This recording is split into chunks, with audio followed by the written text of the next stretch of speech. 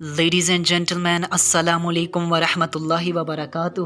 ناظرین کرام، آج کی اس ویڈیو میں ہم ایک بہت امپورٹنٹ اور ریلی یونیک ٹاپک پر ڈسکشن کرنے جا رہے ہیں۔ آپ سب سے گزارش ہے کہ اگر آپ کو ہمارا میسج پسند آئے تو ہمارے اس پیغام کو اپنی کمیونٹی کے دیگر افراد تک بھی شیئر کیجیے اور اس کار خیر میں ہمارا ساتھ دیجیے۔ تو آئیے بنا ٹائم ویسٹ کیے اپنے آج کے اس یونیک سے ٹاپک کی جانب بڑھتے ہیں۔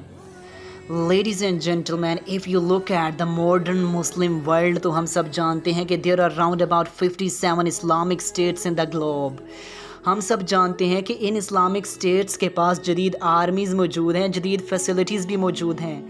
لیکن پھر بھی ہم دیکھتے ہیں کہ ہم لوگ اس وقت اگر ہم اپنی کمپیریٹیولی اگر ہم اپنی کولیکٹیولی اسٹڈی کرتے ہیں تو ہم لوگ ڈاؤن فال کی زندگی گزار رہے ہیں۔ ہمارے میں کوئی واضح طور پر چینج واقعہ نہیں ہو رہا۔ ہم کوئی ہائی لیول کی انٹیلیکچول پرسنالٹی، کوئی ہائی لیول کی لیڈرشپ پروڈیوس نہیں کر پا رہے۔ سوری ٹو سے کہ اللہ تعالیٰ نے جو ہمیں ایک بہت بڑی اپرچونٹی دی تھی، ایک بہت بڑی پوزیشن دے دی تھی ممبر و محراب کی صورت میں، وہ بھی ہمارے فیلیئرز کا شکار ہو گئی۔ ہمارے جو ایجوکیشنل انسٹیٹیوٹس تھے وہ بھی فلوپ ہو گئے، وہ بھی فیلیئر کا شکار ہو گئے۔ لہٰذا ہمارے ہاں کوئی بہت بڑی لیڈرشپ پروڈیوس نہیں ہو رہی۔ آپ بے شک یونیورسٹیز کو دیکھیں اور دوسری جانب آپ اپنے مدارس کو بھی دیکھ لیں، آپ کے سامنے سارے کا سارا امیج ٹرانسپیرنٹ ہو کر آ جائے گا کہ lack of leadership, lack of leadership, lack of leadership. آپ سب جانتے ہیں کہ اللہ تعالیٰ نے ایز اے ریلیجس پرسنالٹیز، جو ہماری ریلیجس پرسنالٹیز ہیں، ان کی اتنی بڑی ڈیوٹی لگائی تھی کہ ان کو بھی اللہ تعالیٰ نے ممبر و محراب جیسی ایک عظیم نعمت عطا کی تھی کہ یہاں سے آپ نے چینج برپا کرنا ہے، یہاں سے آپ نے لیڈرشپ پروڈیوس کرنی ہے، یہاں سے آپ نے سوسائٹی کے ایشوز کو اٹھانا ہے، یہاں سے آپ نے اپنی سوسائٹی کے ایشوز کو سولو کرنے کے لیے وائس ریز کرنی ہے، یہاں سے آپ نے اپنی یوتھ ٹرین کرنی ہے۔ لیکن ہوا یہ کہ ہم نے جو اصل ایشوز تھے ان کو ممبر و محراب سے ڈسکس کرنا ہی چھوڑ دیا، اصل ایشوز پر ہمارے مدارس نے بات کرنا چھوڑ دی، اور ہم لوگ ایک دوسرے کی پگڑیاں ادھیڑنے پر لگے ہیں، ایک دوسرے کی داڑیاں کھینچنے پر لگے ہیں، ایک دوسرے پر کفر کے فتوے دینے پر ہم جشن منا رہے ہیں، ہم اسی چیز پر رقص کر رہے ہیں، اور آج ہم بالکل ڈاؤن فال کا شکار ہو کر رہ گئے ہیں۔ اگر ہم ایشین اسکالرز کو، فار ایگزامپل ایشین اسکالرشپ کو ایک سائڈ رکھیں، جو سب سے بڑے، جو ہم میں سے جو سب سے زیادہ افضلیت کے اعتبار سے تھے وہ تو عربز تھے نا۔ اگر عرب اسکالرشپ کی بھی آج آپ ان کی اسٹڈی کریں تو سب سے زیادہ تو ڈاؤن فال کا وہ شکار ہے۔ کیوں؟ کیونکہ آپ دیکھ لیں ان کے تو ممبر و محراب ہم سے زیادہ ہائی جیک ہو چکے ہیں۔ سب سے افضلیت کے اعتبار سے عربز لوگ تھے، لیکن ان کی آپ لیڈرشپ، ان کی آپ اسکالرشپس دیکھیں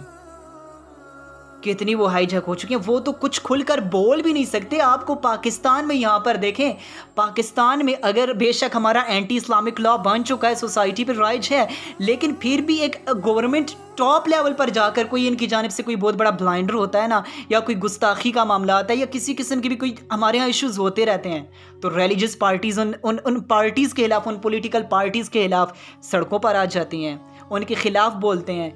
لیکن جو عربز کے اسکالرز ہیں، کیا وہ اپنے حکمرانوں کے خلاف اس طرح بول سکتے ہیں؟ کبھی نہیں، وہ نہیں بول سکتے۔ اور سب سے بڑی چیز جو حج کی اپرچونٹی ہے، آپ دیکھیں حج کو جو لیڈ کر رہے ہیں 40 لاکھ 45 لاکھ لوگوں کو جو لیڈ کر رہے ہیں ادھر سے، آپ تو سوسائٹی میں، آپ تو گلوب میں چینج برپا کر سکتے تھے، لیکن اس لیول کی اسکالرشپ وہاں پر موجود ہی نہیں جو اس لیول کے ایشوز کو وہاں سے ہائی لائٹ کرے گی۔ وہاں سے چینج برپا ہوتا 40-45 لاکھ لوگوں کی اتنی بڑی میٹنگ، لیکن اس کے باوجود فیلئر کا شکار۔ پتہ چلا کہ ہماری اسکالرشپ ہائی جیک ہو چکی ہے، ہمارے ممبر و محراب ہائی جیک ہو چکے ہیں۔ ہم لوگ امریکہ کے ڈر سے کچھ بولنا نہیں چاہتے، شاید ہم لوگ اسرائیل کے ڈر سے، ہم لوگ اپنے گورنمنٹس کے پریشر میں شاید کچھ بولنا نہیں چاہتے۔ ابھی ریسنٹلی سم ڈیز اگو میری ایک فیمیل سے بات ہوئی تو وہ مجھے کہنے لگی، oh man what are you doing, what are you doing. I think وہ کوئی عرب کی یا کوئی ویسٹرن وومن تھی، پر تھی وہ مسلم، تو وہ مجھے کہنے لگی کہ یہ آپ کیا کر رہے ہیں۔ میں نے کہا واٹ ہیپنڈ، تو وہ آگے سے کہنے لگی کہ یہ آپ کی ہر ویڈیو کا جو آپ کی توپ کا رخ ہوتا ہے وہ کبھی امریکہ کی طرف چلا جاتا ہے، کبھی اسرائیل کی طرف، کبھی ویسٹ کی طرف، تو یہ آپ کیا کر رہے ہیں، یہ تو آپ ایکسٹریمزم پھیلا رہے ہیں۔ اور آگے سے وہ مجھے کہنے لگی، جی جناب آپ کی ہر ویڈیو کا جو ٹاپک ہے، کبھی تو جی جناب آپ